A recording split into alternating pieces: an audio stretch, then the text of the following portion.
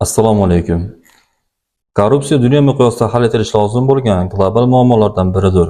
Ushbu illat har qanday davlat va jamiyatning siyosiy, iqtisodiy rivojlanishiga jiddiy putur yetkazadi. Insonning huquq va erkinliklarini poymol bo'lishiga olib keladi. Shu bois unga qarshi kurash xalqaro ahamiyat kasb etib, jahon siyosatining muhim masalalari qatorida joy olgan. Jamiyatimizda korrupsiya, turli jinoyatlarni sodir etish va boshqa huquqbuzarliklar holatlariga qarshi kurashish, ularga yo'l qo'ymaslik, jinoyatga jazo albatta muqarrar ekani to'g'risida qat'iy choralar ko'rish bo'yicha qator qonunchilik normativlari qabul qilinib, amalda ishlamoqda. Ayniqsa, 2017-yil 3-yanvarda O'zbekiston Respublikasining korrupsiyaga qarshi kurashish to'g'risidagi qonuni kuchga kirgani korrupsiyaga barham berish uchun barcha asoslarni yaratib berdi. Joriy yilning 5-mart kuni Prezidentimiz raisligida korrupsiyaga qarshi kurashish bo'yicha Milliy kengashning kengaytirilgan yig'ilishi bo'lib o'tdi.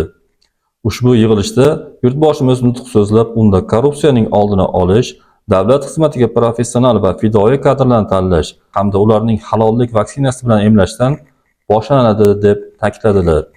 Islohotlar hal qiluvchi bosqichga kirayotgan hozirgi vaqtda korrupsiyaning tag tomiri bilan kurashish uchun avvalo inson omili va qog'ozbozlikni kamaytirishga alohida e'tibor qaratilmoqda. Shu sababli barcha sohada raqamli texnologiyalar rivojlanishini, inson omilining kamayishi korrupsiyaning tomiriga berilayotgan kuchli zarba hisoblanadi.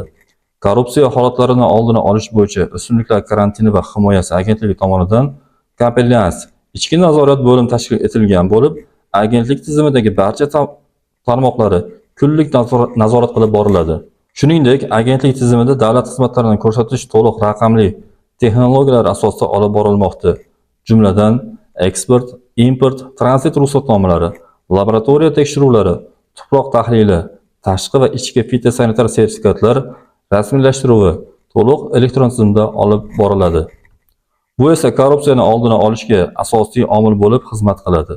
Korrupsiyaning oldini olish bo'yicha xodimlar o'rtasida tadbirlar o'tkazib kelinmoqda.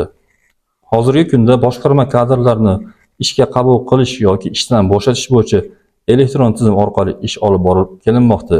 Bu o'z o'rnida ish beruvchi o'z manfaatlarini ustun qo'yib, qarindosh urug'chilik qilishga yo'l qo'ymaydi. Shuningdek, barcha xizmat ko'rsatishlar elektron tarzda birja orqali amalga oshirilib kelinmoqda.